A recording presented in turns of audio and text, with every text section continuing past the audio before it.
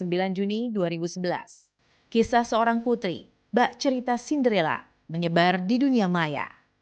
Adalah Putri Herlina, seorang dara jelita tanpa tangan yang dengan tulus menjaga serta merawat anak-anak penghuni panti asuhan sayap ibu. Putri kemudian disunting Pangeran Tampan dan hidup bahagia selamanya. Jauh sebelum cerita bahagia Putri Herlina menjadi nyata, ada Sabtuari Sugiharto yang tak pernah menyangka bahwa tanpa sengaja aksi curhatnya di dunia maya menggugah hati para pembaca hingga rela menyisihkan harta untuk panti asuhan tempat Putri mengabdi. Hari demi hari, sedekah mengalir tak henti-henti. Sebuah amanah yang justru menginspirasi Sabtuari dan menjadi pembuka kisah luar biasa para pejuang sedekah. Sedekah rombongan bukan komunitas biasa. Orang-orang hebat berkumpul di dalamnya. Dari dokter hingga pengusaha mengabdi tanpa mengharap balas jasa. Yang istimewa, sebagian bahkan ada yang merahasiakan identitasnya demi menjaga kemurnian niatnya. Berlandaskan spirit, menyampaikan titipan langit tanpa rumit, sulit dan berbelit-belit. Sabtuari dan para relawan maju terus mencari dan memberi bantuan bagi mereka yang membutuhkan.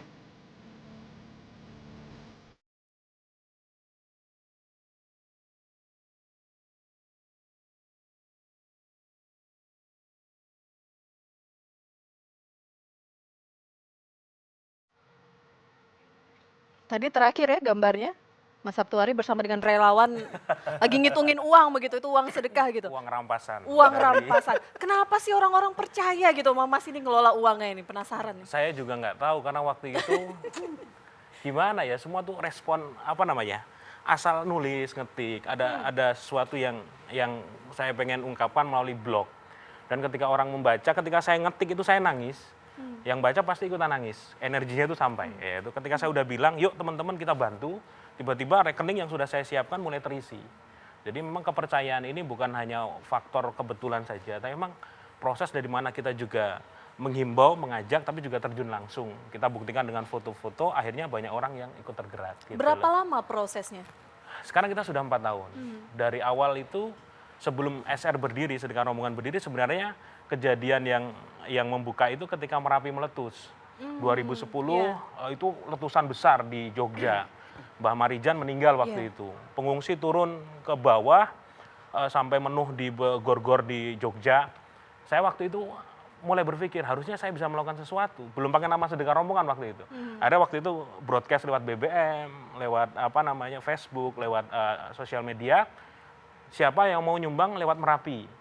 Saya dan teman-teman di usaha saya yang Kedai Digital itu kita siap menyampaikan. Itu 2 minggu kita terkumpul 180 juta. Wah itu sudah kita langsung belanja macam-macam dari selimut, makanan semua kita sebar di lereng-lereng Merapi. 2011 Merapi itu sudah selesai. Jadi letusan itu 3 bulan 4 bulan kita recovery. Ada perasaan hampa gitu loh. Saya Merapi sudah selesai, kok kalau saya hanya fokus ke bisnis, saya tidak melakukan apapun gitu, kayaknya ada yang kurang. Akhirnya saya mulai menulis lagi. Kejadiannya ketika bulan Juni saya main ke sebuah panti asuhan dan bertemu dengan adik-adik korban aborsi gagal yang cacat, ketemu dengan Putri Herlina, saya tulis kisahnya dari sanalah. Makin lama makin banyak sampai sekarang, alhamdulillah. Begitu. Itu ceritanya gimana? Ada kabar sampai malakin. Ini korbannya juga ini. Ini guru besar saya. Guru besar. Kang Jamil saya manggil. Saya kaget malam-malam datang ke rumah saya di desa di Jogja. Malam-malam sama keluarganya, aku pengen ketemu Ngedan, kata. Wah, apa ya aku dianggap Ngedan ya. Akhirnya kami berkenalan, jadi belum pernah bertatap muka, dia malam-malam mencari rumah saya. Dan jadi inspirasi, ayo nek sedekah rombongan mau diseriusi, gede ke, sekalian saya bantu. Kalau saya nge-tweet, beliau suka bantu retweet gitu. Kalau seminar beliau juga ngasih saran, ayo digedein karena beliau dulu di Dompet Duafa, ikut membidani.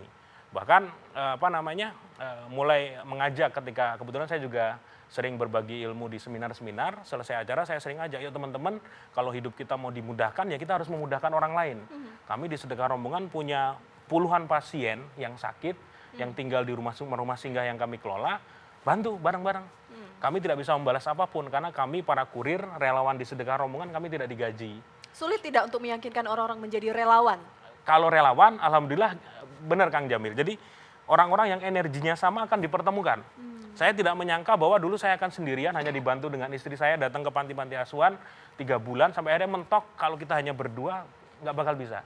Mulailah saya buka yang mau gabung jadi relawan kami, kita nyebutnya kurir kalau di Sedekah Kurir, Rombongan. iya, kurir. Itu orang-orang berdatangan dan saya bilang kalian sangat berharga di sini. Makanya kita nggak sanggup gaji kalian. Yang gaji Allah langsung. Tapi tembus langit, baik kalau kita tembus langit gitu. Tapi ternyata malah mereka berdatangan terus. Mas saya biar jadi relawan. Saya di kota ini, saya di kota ini, saya di kota ini. Dan alhamdulillah membesar sampai sekarang. Gitu. Oke, baik. Untuk wilayah, saya tadi melihat ya, Ya. pertama tadi ceritanya Merapi, Jawa. Apakah kemudian ke pulau lain juga, sampai ke sana juga? Bantuan kita di Jayapura sudah ada, di Sampai Sorong ke Jayapura? ada. Tapi rumah singgah kita sekarang ada 9. 9 Jakarta, Bandung, Purwokerto, Solo, Jogja, Malang, Jember, Surabaya kita ada semua. Semarang juga ada. Ambulan kita sudah ada 19. Paling jauh kita ada di Makassar. Kita punya ambulan di Makassar, Maros. Jakarta 3, Jogja ada 3. Dan semua gratis. Jadi kalau di Sedekah Rombongan alhamdulillah misalnya ada jenazah yang butuh diantar, kita tahu dia butuh bantuan, jenazah dimasukkan, diantar ke rumahnya, malah kita tinggali uang. Pas mereka mau membayar berapa, malah kita ini santunan dari teman-teman Sedekah Rombongan. Jadi kadang-kadang emang di lapangan tuh saya dengar cerita teman-teman kurir itu, wah Mas malah kita ikut nangis habis nyopiri gitu loh.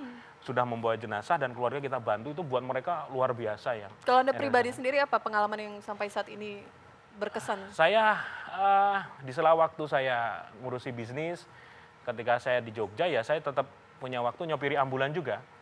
Paling terkenal yang saya kerasa 2 tahun lalu saya menyopiri jenazah kawan saya, kawan main.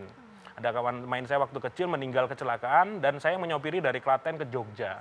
Saya ingat waktu kecil sama dia nyari ikan bareng gitu dan sekarang saya jadi sopir ambulan, di belakangnya adalah jenazah teman saya. Seperti orang ngobrol gitu loh Kang. Mati dikek gue ya, kayak gitu loh.